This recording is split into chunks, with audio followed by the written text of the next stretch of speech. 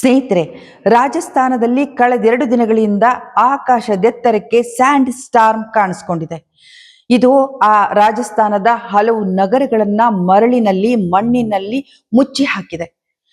ಇತ್ತೀಚಿನ ವರ್ಷಗಳಲ್ಲಿ ಅತ್ಯಂತ ಭೀಕರವಾದ ಸ್ಯಾಂಡ್ ಸ್ಟಾರ್ಮ್ ಇದು ಅಂತ ಹೇಳಲಾಗ್ತಿದೆ. ಈ ಸ್ಯಾಂಡ್ ಸ್ಟಾರ್ಮ್ ಅಂದ್ರೆ ಮರಳು ಬಿರುಗಾಳಿ ಯಾಕಾಗಿ ಕಾಣಿಸ್ಕೊಳ್ಳುತ್ತೆ ಮತ್ತು ಇದರ ಪರಿಣಾಮಗಳೇನು, ಇದೆಲ್ಲದರ ಬಗ್ಗೆ ಇವತ್ತಿನ ವಿಡಿಯೋದಲ್ಲಿ ನಾನು ಮಾತಾಡ್ತಿದ್ದೀನಿ. ಸ್ನೇಹಿತರೆ, ನಿಮಗೆ ನನ್ನ ವಿಡಿಯೋಗಳು ಇಷ್ಟ ಆದ್ರೆ ಸಬ್ಸ್ಕ್ರೈಬ್ ಮಾಡಿ, ಶೇರ್ ಮಾಡಿ, ಹಾಗೆ ನೋಟಿಫಿಕೇಶನ್ ಬಟನ್ ಒತ್ತೋದನ್ನು ಮಾತ್ರ ಮರಿಬೇಡಿ. ನೀವು ನೋಡ್ತಿದ್ದೀರಾ ವಾಯ್ಸ್ ಆಫ್ ಪದ್ಮ.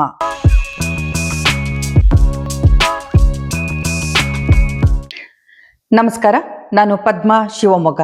ಸ್ನೇಹಿತರೆ, ರಾಜಸ್ಥಾನ ಮೇ 30ನೇ ತಾರೀಕು ಹಲವು ನಗರಗಳಲ್ಲಿ ಜನ ತಮ್ಮ ದೈನಂದಿನ ಕೆಲಸಗಳನ್ನ ಮಾಡ್ತಾ ಇದ್ರು. ಮರಳುಗಾಡು ಅಂದಾಗ ಅವರಿಗೆ ಆ ಪರಿಸರ ಹೊಸದೇನಲ್ಲ, ಆದ್ರೆ ಅವತ್ತು ಅವರಿಗೆ ವಿಚಿತ್ರವಾದ ಒಂದು ಅನುಭವ ಆಯಿತು. ನೋಡ್ತಿದ್ದ ಹಾಗೆನೆ ದೂರದಲ್ಲಿ ಒಂದು ದಟ್ಟವಾದ ಮೋಡ ಭೂಮಿಗಿಳಿದು ತಮ್ಮ ಕಡೆಗೆ ಬರ್ತಿರೋ ಹಾಗನ್ನಿಸ್ತು. ಅದು ಖಾಲಿ ಬಿಳಿ ಮೋಡ ಅಲ್ಲ, ಮಣ್ಣಿನ ಮೋಡ, ಧೂಳಿನ ಮೋಡ, ಕೆಲವು ಕಡೆಗಳಲ್ಲಿ ಕೆಂಪು ಬಣ್ಣದ ಮೋಡ. ಆ ಮೋಡ ಆಕಾಶದೆತ್ತರಕ್ಕಿತ್ತು, ಹಾಗೆ ಸುಮಾರು ಕಿಲೋಮೀಟರ್ ದೂರದವರೆಗೆ ವಿಸ್ತರಿಸಿತ್ತು. ಅಷ್ಟು ದೊಡ್ಡದಾದ ಮೋಡ ಒಂದು ಸುನಾಮಿಯ 10 ಪಟ್ಟು ಹೆಚ್ಚು ಅಂತಾನೆ ಹೇಳ್ಬೋದು.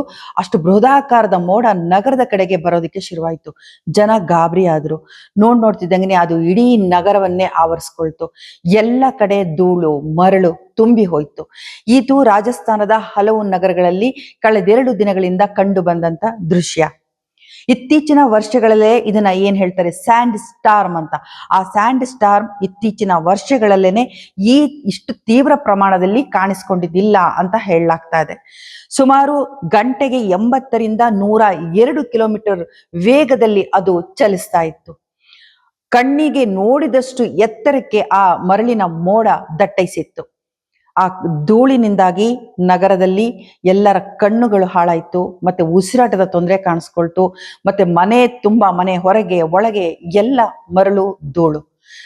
ಪ್ರಸಿದ್ಧವಾದಂತಹ ಪ್ರವಾಸಿ ತಾಣಗಳು, ಕೋಟೆ, ಅರಮನೆ ಎಲ್ಲವೂ ಕೂಡ ಮರಳಿನಿಂದ ಆವೃತವಾಯಿತು. ರಾಜಸ್ಥಾನದ ಜೈಸಲ್ಮೇರ್, ಬಿಕಾನೇರ್, ಚುರು ಮತ್ತೆ ಶ್ರೀ ಹನುಮಾನ್ಗಢ್ ಇತರ ಹಲವು ನಗರಗಳು ಪೂರ್ತಿಯಾಗಿ ಧೂಳಿನಿಂದ ಆವೃತ ಆಗೋಯ್ತು. ಇಲ್ಲಿ ಈ ಪ್ರದೇಶಗಳಲ್ಲಿ ಹೆಚ್ಚಾಗಿ ಹಾನಿಯಾಗಿದೆ ಅಂತ ಕೇಳಿ ಬರ್ತಾ ಇದೆ. ಮತ್ತೆ ಜೈಸಲ್ಮೇರ್ನ ಕೋಟೆ ಕೂಡ ಧೂಳಿನಿಂದ ಆವೃತ ಆಗೋಯ್ತು, ಮರಳು ತುಂಬ ಹೋಯ್ತು. ಅಷ್ಟೇ ಅಲ್ಲ, ಇದು ಬೀಸಿದಂತ ವೇಗಕ್ಕೆ, ಗಾಳಿಗೆ, ರಭಸಕ್ಕೆ ಸಾವಿರಾರು ವಿದ್ಯುತ್ ಕಂಬಗಳು ನೆಲಕ್ಕುರುಳಿದೆ, ಮರಗಳು ನೆಲಕ್ಕುರುಳಿದೆ, ಸಣ್ಣ ಪುಟ್ಟ ಮನೆಗಳು ಗಾಳಿಗೆ ತೂರಿ ಹೋಗಿದೆ. ಜನರು ಇನ್ನಿಲ್ಲದ ಹಾಗೆ ಪರದಾಡಿದ್ರು. ಅಂದ್ರೆ ಮಠ ಮಧ್ಯಾಹ್ನ ಬಿಸಿಲಲ್ಲಿನೇ ಒಂದು ರಾತ್ರಿ ತರ ಆಗೋಯ್ತು. ಪೂರ್ತಿಯಾಗಿ ಇಡೀ ಊರೇ ಕತ್ತಲು ಆವರಿಸ್ಕೊಳ್ತು. ಈ ದೃಶ್ಯವನ್ನ ನೋಡ್ತಾ ಇದ್ರೆ ಪ್ರಕೃತಿ ಎಷ್ಟು ಅದ್ಭುತ, ರುದ್ರ ರಮಣೀಯ ಅಂತ ಅನ್ಸುತ್ತೆ. ಆದ್ರೆ ಇದು ಮಾಡೋ ಅನಾಹುತ ಇದೆಯಲ್ಲ, ಅಲ್ಲಿನ ಜನ ತುಂಬಾ ಕಷ್ಟ ಪಡ್ತಾ ಇದ್ದಾರೆ. ಏನಂದ್ರೆ ಗಾಳಿಯ ಜೊತೆನಲ್ಲಿ ಮರಳು ಧೂಳು ಅವರ ದೇಹದ ಒಳಗಡೆ ಹೋಗ್ತಾ ಇದೆ, ಕಣ್ಣಿನ ಸಮಸ್ಯೆಗಳು ಕಾಣಿಸ್ಕೊಂಡಿದೆ. ಮತ್ತೆ ನೀವು ಯೋಚನೆ ಮಾಡಿ, ಉಸಿರಿನ ಜೊತೆನಲ್ಲಿ ಧೂಳು ಮಣ್ಣು ನಮ್ಮ ದೇಹದ ಒಳಗಡೆ ಹೋದ್ರೆ ಎಷ್ಟೆಲ್ಲ ಅನಾಹುತಗಳಾಗ್ಬೋದು, ನಮ್ಮ ಆರೋಗ್ಯ ಏನಾಗ್ಬೋದು ಅಂತ. ಇದೆಲ್ಲದರ ಜೊತೆನಲ್ಲಿ ಇಲ್ಲಿ ಮುಖ್ಯವಾಗಿ ಕೃಷಿ ಭೂಮಿಯ ಮೇಲ್ಪದ್ರ ಇದೆಯಲ್ಲ, ಮಣ್ಣಿನ ಮೇಲ್ಪದ್ರ, ಅದು ಪೂರ್ತಿ ಕೊಚ್ಕೊಂಡು ಹೋಗ್ಬಿಟ್ಟಿದೆ ಅಂತಾನೆ ಹೇಳ್ಬೋದು. ಗಾಳಿ ಜೊತೆ ತೂರಿ ಹೋಗ್ಬಿಟ್ಟಿದೆ. ಇದು ತುಂಬಾ ದೊಡ್ಡ ಹಾನಿ ಅಂತಾನೆ ಹೇಳ್ಬಹುದು. ಇದ್ರ ಜೊತೆನಲ್ಲಿ ಇಲ್ಲಿ ಮರಗಳು ಉರುಳಿರೋದು, ಪ್ರಾಣಿಗಳು ಜೀವ ಕಳ್ಕೊಂಡಿರೋದು ಲೆಕ್ಕವಿಲ್ಲದಷ್ಟು. ಅಂದ್ರೆ ಈ ಏನು ಸ್ಯಾಂಡ್ ಸ್ಟಾರ್ಮು ಹೇಗೆ ಹುಟ್ಟತ್ತೆ, ಎಲ್ಲಿಂದ ಶುರುವಾಗುತ್ತೆ ಅಂತ ಅಂದ್ರೆ, ಬೇಸಿಗೆಯಲ್ಲಿ ಏನಾಗುತ್ತೆ, ಈ ಬಾರಿ ಅಂತೂ ತುಂಬಾ ಬಿಸಿಲಿತ್ತು. ಬೇಸಿಗೆನಲ್ಲಿ ಸುಮಾರು 45 ಡಿಗ್ರಿ ಸೆಲ್ಸಿಯಸ್ ತನಕ ಹೋಗಿತ್ತು ಉಷ್ಣಾಂಶ ಅಂತ ಹೇಳಲಾಗ್ತಿದೆ. ಆಗ ಭೂಮಿ ತುಂಬಾ ಬಿಸಿ ಆದಾಗ ಅಲ್ಲಿ ಮರಗಳೇ ತುಂಬಾ ಕಡಿಮೆ. ಹಾಗಾಗಿ ಆ ಮರಳು ಏನಾಗುತ್ತೆ ಅಂದ್ರೆ ಮೇಲಕ್ಕೆ ಹಗುರವಾಗಿ ಏಳುತ್ತೆ. ಅದೇ ಸಮಯದಲ್ಲಿ ಥಾರ್ ಮರುಭೂಮಿಯಲ್ಲಿ ಬಿರುಗಾಳಿ ಹುಟ್ಕೊಳ್ಳುತ್ತೆ.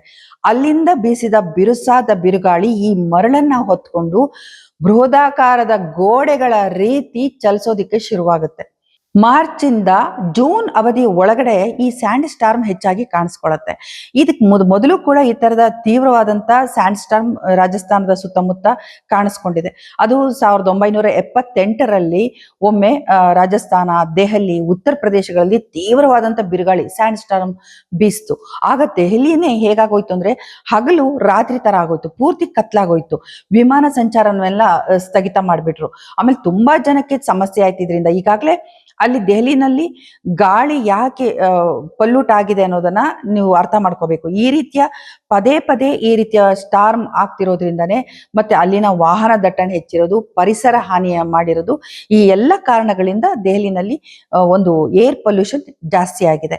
ಅದಾದ್ಮೇಲೆ ಮತ್ತೆ 1994ರಲ್ಲಿ ಜೈಸಲ್ಮೇರ್, ರಾಜಸ್ಥಾನದ ಜೈಸಲ್ಮೇರ್, ಮತ್ತೆ ಬಿಕಾನೇರ್, ಮತ್ತೆ ಬರ್ಮರ್ ಇಲ್ಲೆಲ್ಲ ಕಾಣಿಸ್ಕೊಳ್ಳುತ್ತೆ ಈ ತರದ ಒಂದು ತೀವ್ರವಾದ ಅದು ಮರಳು ಬಿರುಗಾಳಿ ಕಾಣಿಸ್ಕೊಳುತ್ತೆ. ಆಗ್ಲೂ ಕೂಡ ತುಂಬಾ ಮನೆಗಳು ನಾಶ ಆಗುತ್ತೆ, ಮರಗಳು ಉರುಳುತ್ತೆ. ಇದು ಯಥಾ ಪ್ರಕಾರ ಆ ಏನ್ ಸ್ಯಾಂಡ್ ಸ್ಟಾರ್ಮ್ ಕಾಣಿಸ್ಕೊಳ್ಳುತ್ತೋ ಆ ಸಂದರ್ಭದೆಲ್ಲ ನಡೆಯುವಂತ ಒಂದು ಘಟನೆ ಅಂತಾನೆ ಹೇಳ್ಬೋದು. ಇದು ತೀವ್ರವಾಗಿ ಕಾಣಿಸ್ಕೊಂಡಿದ್ದು 2018ರಲ್ಲಿ, ಅಂದ್ರೆ ಮೇ 2 ಮತ್ತೆ 3ನೇ ತಾರೀಕು ಗಂಟೆಗೆ ಸುಮಾರು 100ರಿಂದ 120 ಕಿಲೋಮೀಟರ್ ವೇಗದಲ್ಲಿ ಈ ಮರಳು ಬಿರುಗಾಳಿ ಬೀಸ್ತು. ಆ ಸಂದರ್ಭದಲ್ಲಿ ಸುಮಾರು 125 ಜನ ಸತ್ತೋಗ್ತಾರೆ, 300ಕ್ಕಿಂತ ಹೆಚ್ಚು ಜನಕ್ಕೆ ಗಾಯಗಳಾಗುತ್ತೆ, ಮನೆಗಳು ಹಾಳಾಗುತ್ತೆ, ಇಡೀ ಮನೆಗಳೇ ಪೂರ್ತಿ ಕೊಚ್ಚಿ ಹೋದಂಗೆ, ನೀರಲ್ಲಿ ಕೊಚ್ಚಿ ಹೋದಂಗೆ ಗಾಳಿನಲ್ಲಿ ತೂರ್ಕೊಂಡು ಹೋಗ್ಬಿಡುತ್ತೆ. ಹೀಗೆ ಬಹಳಷ್ಟು ನಷ್ಟ ಉಂಟಾಗುತ್ತೆ. ಅದೇ ರೀತಿ ಈ ಬಾರಿ ಕೂಡ ಕಳೆದ 2 ದಿನಗಳಿಂದ ಇಲ್ಲಿ ಸ್ಯಾಂಡ್ ಸ್ಟಾರ್ಮ್ ತುಂಬಾ ತೀವ್ರವಾಗಿ ಕಾಣಿಸ್ಕೊಂಡಿದೆ. ಅಂದ್ರೆ ಇನ್ನೂ ಅದು ಮುಂದುವರಿತಾ ಇದೆ, ಅದು ನಿಂತಿಲ್ಲ. ಹಾಗಾಗಿ ಇದು ವರ್ಷದಿಂದ ವರ್ಷಕ್ಕೆ ಜಾಸ್ತಿ ಆಗ್ತಿದೆ ಅಂತೇಳಿ ವರದಿಗಳು ಹೇಳ್ತಾ ಇದೆ.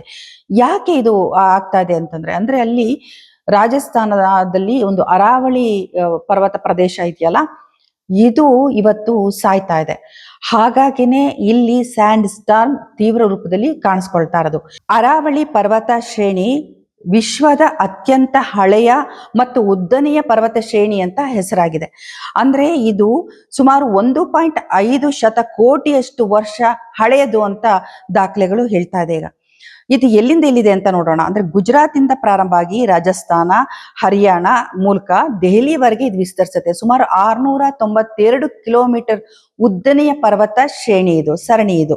ಹರಿಯಾಣ ಈಗ ಒಂದು ವಿಶ್ವದ ಅತ್ಯಂತ ದೊಡ್ಡ ಸಫಾರಿ ಪಾರ್ಕ್ ಅನ್ನ, ಅರಾವಳಿ ಸಫಾರಿ ಪಾರ್ಕ್ ಅನ್ನ ಅಭಿವೃದ್ಧಿ ಪಡಿಸೋದಕ್ಕೆ ಹೊರಟಿದೆ. ಅಂದ್ರೆ ಈ ತರದ ಅಭಿವೃದ್ಧಿಗಳು ಹೇಗೆ ನಮ್ಮ ಪರಿಸರವನ್ನ ನಾಶ ಮಾಡುತ್ತೆ ಅನ್ನೋದನ್ನು ಕೂಡ ನಾವು ಯೋಚನೆ ಮಾಡ್ಬೇಕಾಗತ್ತೆ. ಫಾರೆಸ್ಟ್ ಸರ್ವೆ ಆಫ್ ಇಂಡಿಯಾ 2018ನಲ್ಲಿ ಒಂದು ವರದಿಯನ್ನ ಕೊಡ್ತು.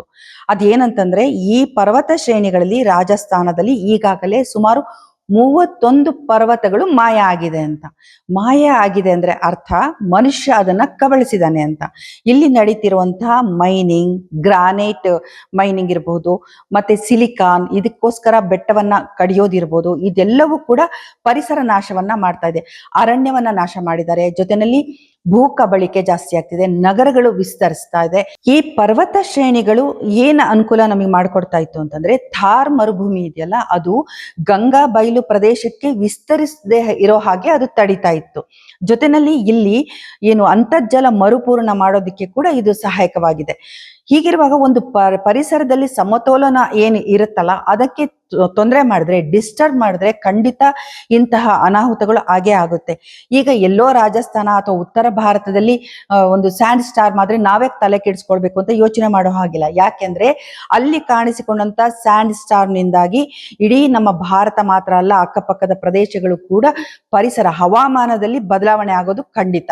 ಈ ರೀತಿ ಹವಾಮಾನ ಬದಲಾವಣೆ ಆದಾಗ ನಾವು ಕೂಡ ಅದರಿಂದ ತೊಂದರೆನ ಅನುಭವಿಸ್ತಿದೀವಿ. ಯಾಕಂದ್ರೆ ಈಗಾಗಲೇ ಆ ರಾಜಸ್ಥಾನದ ಸುತ್ತಮುತ್ತ ಇರುವಂತಹ ರಾಜ್ಯಗಳು, ನಗರಗಳು, ಈಗ ದೆಹಲಿನಲ್ಲಿ ಕೂಡ ಗಾಳಿ ತುಂಬಾ ಕಲುಷಿತ ಆಗಿದೆ.